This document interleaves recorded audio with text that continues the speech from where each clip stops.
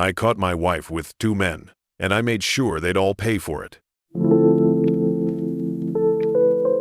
I met Tracy at a movie theater opening weekend. Sticky floors, the smell of buttered popcorn so thick you could chew it. I was with my buddies, she was with her girls. We made the same joke about the trailer, locked eyes, and that was it. Spark, smile, number. We dated a year, got married, and for a while it felt like I'd done the impossible, found the person who made the world quiet. The early marriage was easy. She was kind, quick with a joke, better at cooking than she gave herself credit for, and honest. That last part mattered to me most. I worked as a graphic designer for a print company. She waited tables at a diner but dreamed about acting. Her parents never supported it, said it wasn't serious, so she asked me if she could still try. I said yes before she finished the question. I know what it's like to shelve a dream. We postponed kids so she could build momentum. I pushed her in the good way. Community theater, volunteer gigs, workshops, readings. She lit up when she talked about stage directions and subtext. I'd be the guy rehearsing lines with her at midnight in our tiny kitchen, both of us laughing when I butchered a monologue. We promised, when we'd saved enough, she'd apply to an academy. I kept that promise like it was a vow inside the vow. Her first real break came after our 1-year anniversary, a local production casting fresh faces. She nailed the audition and came home glowing like the lobby lights were still on her. Paid weekends, weeknights free. Win-win, I thought. I didn't know a curtain had already started to rise on a play I didn't buy tickets for. First weeks? Normal. She still gave me scene-by-scene recaps. I knew everyone by name, though I'd never met them. The baritone lead who over-enunciated. The choreographer who wore leopard print sneakers. The director who had a temper but a vision. Saturdays got longer. Sundays got later. I told myself art needs time. The checks from the show were better than a full work week at the diner. I kept my mouth shut and cheered louder. Then the drift. Soft at first. Fewer stories when she got home. A new defensiveness, jokes that used to land suddenly not funny. Skirts that were for rehearsal only. Lower necklines, higher heels. I am not the wardrobe police, but I noticed. My friends noticed too. We were gaming one night when Eric said, "Just keep your eyes open. Theater can get messy." I laughed it off. Tracy's not like that. If denial had a face, it was mine in that moment. The phone call started. A guy she called her scene partner, always him, always late. New hair every week, new perfume, new phone etiquette, screen down, always. If I asked a neutral question, her hackles went up. One night we argued nothing nuclear, just static. She grabbed her keys and left. Came back after midnight with that glossy, overbright smile that means the story is already pre-written. Birthday party. We stayed near the venue, safer than driving. She forgot to tell me. My calls went unanswered because the music was so loud. I wanted to believe it. I really did. Friends kept repeating the same word, patterns. I hated that word, but I hired a private investigator anyway, a 7-day watch, just to shut my brain up with facts. On day 3, she didn't come home after rehearsal. Day 4, she floated in with a story already laminated. I took it, nodded, put it on a shelf in my head next to bills and slow guilt. I was visiting my parents when the PI called. "I have something," he said. I drove back without telling Tracy, met him in a dingy office that smelled like dust and toner. He cued the clips like he'd done this 100 times. Photos of my wife with a blonde guy shopping, dinner, kissing in her car. Video from the birthday night, club until 10 p.m. Then his place, lights out. Her phone lighting up with my name and then dimming, unanswered. The cold I felt started in my teeth and spread to my fingers. Then the PI said, "They're at your house, now." I don't remember agreeing for him to come with me. I only remember blue Toyota Venza in our drive, the same car from the footage, my hand on the knob, and then opening our bedroom door onto a scene that knocked the world sideways. 2 men. My wife. Silk lingerie so thin it might as well have been a rumor. Her wrists cuffed to the headboard. Surprise, scramble, clatter. One guy grabbed his clothes and bolted. The blonde froze. I moved first. I'm not proud of what I was about to do. The PI grabbed my shoulder and kept me on this side of attempted murder. I remember my pulse and my gums, the room too small to hold the sound in my head. Tracy started talking that high panicked register people use when the truth is a cliff and they're already over the edge. It's not what you think, it's rehearsal. We're practicing a scene. The line reading was bad. My anger did that quiet thing. I walked out of the room and said, "Be gone by the time I get back." The PI handed me a thumb drive. "Everything's on here," he said. I nodded like a sleepwalker. I slept at a friend's house that night, a man who had warned me months earlier, and I hated that he'd been right. Morning. I came home. Tracy was still there, makeup washed off, eyes raw. I put her clothes on the lawn. She begged, then blamed, then cycled back to begging. I didn't shout. I didn't touch her. I locked the door. She pounded until her voice cracked. Eventually, the driveway was quiet. I've replayed the math 1,000 ways. I wasn't a tyrant. We split bills. I supported her dream. I listened to rehearsal gossip like it was sports radio. But the thing about betrayal is that it doesn't consult your resume. It doesn't care what you did right. It is math done in a different room with different numbers. I called a divorce attorney. While paperwork was drafted, Tracy called nonstop, texts, emails, voicemails, like prayer and static. I didn't answer. But I did plan one thing: not rage, not violence, just consequences. Update 1. The director. Reddit would have told me this part if I'd posted there. Follow the network. One of the guys from that night, he was dating the director. I found the director online, a young guy with a strong reel, the kind of talent that becomes a gate later. We met at a cafe. He arrived guarded, the way people do when a stranger says, "I have something you should see." I handed him the drive. He watched the video with the volume low, lips pressed into a line, then started crying. No dramatics, just a quiet, tired grief of someone whose intuition had been screaming and finally got an echo back. He told me the blonde had cheated once before. He swore it was the alcohol, the director said. I wanted to believe him. We both stared at the table for a minute. When he asked what I wanted, I said the one honest thing I had left. Accountability. He nodded. He didn't promise revenge. He didn't need to. A week later, Tracy and the blonde were both cut from the show. The official reason was unprofessional conduct. I won't pretend I didn't feel satisfaction. I felt human. When Tracy found out, she called screaming that I had ruined her career. I told her I didn't ruin anything she hadn't already torched. She accused me of being jealous of her dream of chasing something I never had the courage to chase. I laughed, not because it was funny, but because the twist was so textbook it felt like a bad script. Then I hung up. The divorce papers arrived 2 weeks later. She signed. I signed.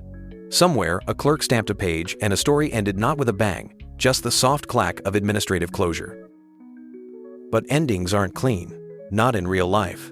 There were the calls to utilities, the splitting of furniture, the dog looking confused when only one leash came off the hook. The first night in a quiet apartment where the fridge hummed like it was talking to itself. The second night, when I woke up reaching for a body that wasn't there and felt relief and grief like twins.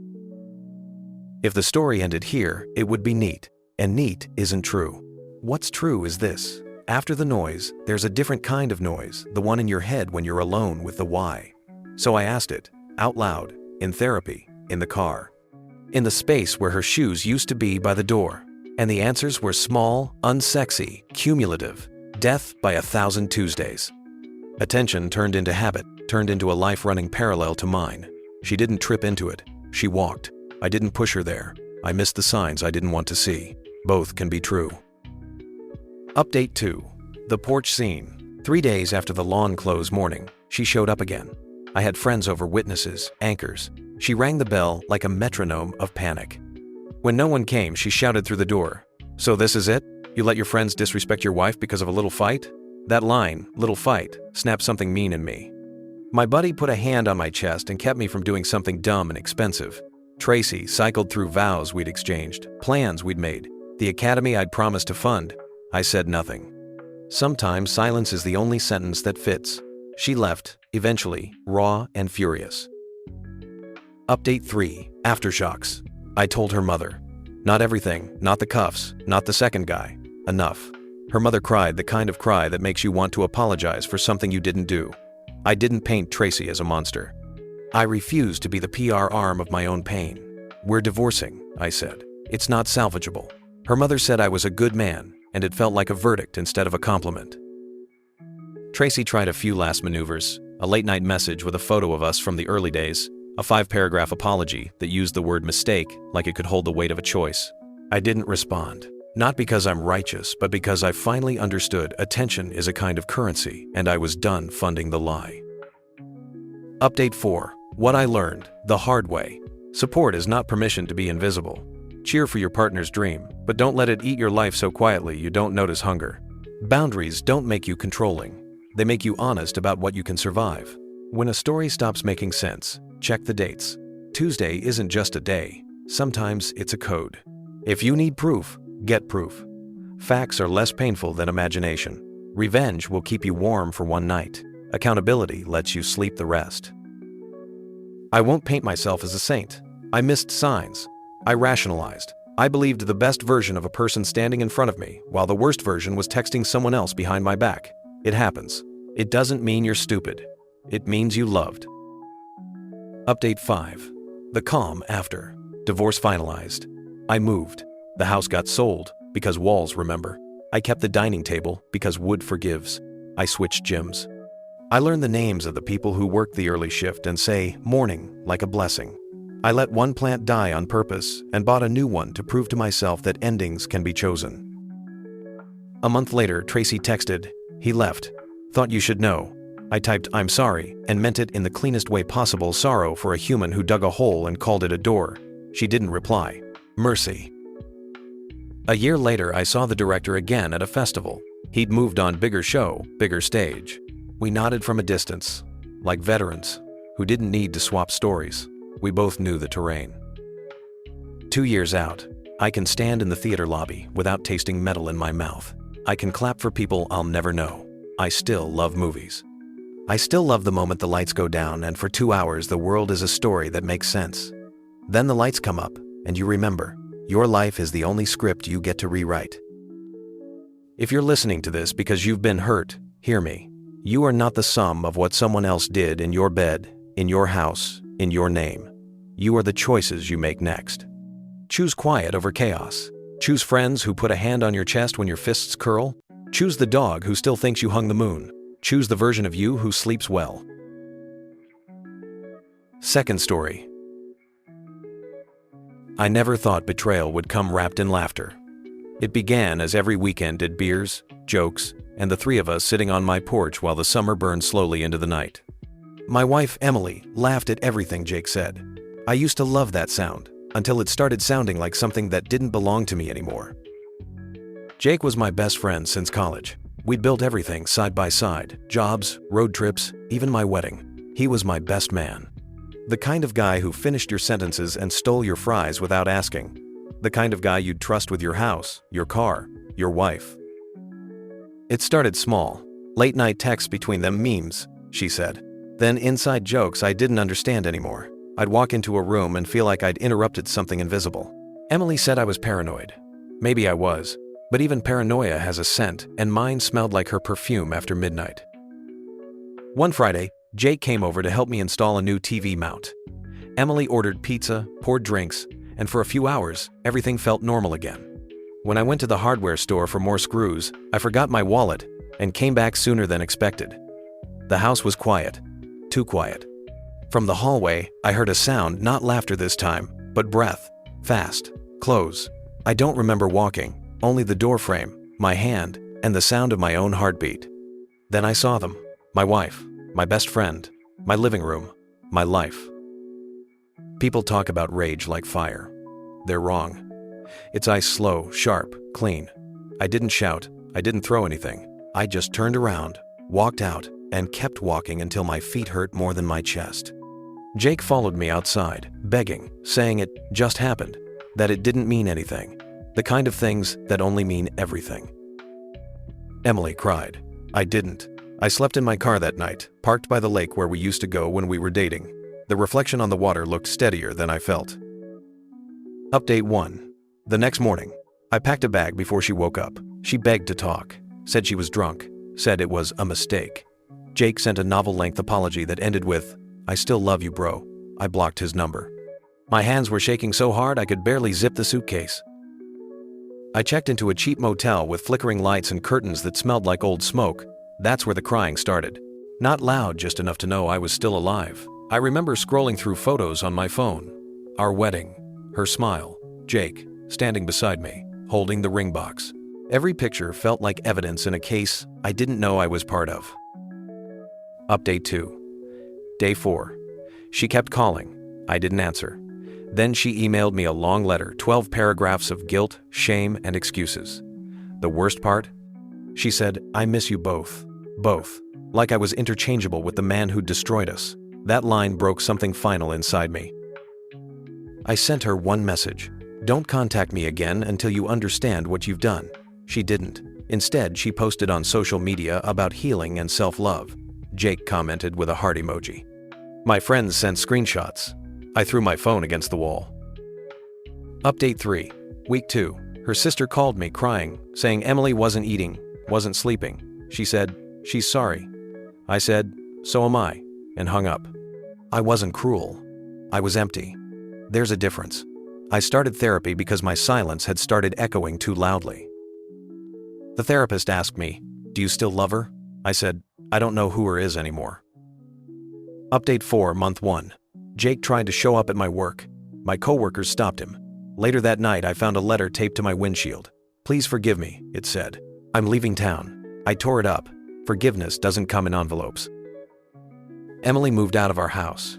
Her parents sent me an apology card as if decency was hereditary. I sold half the furniture and left the rest on the curb.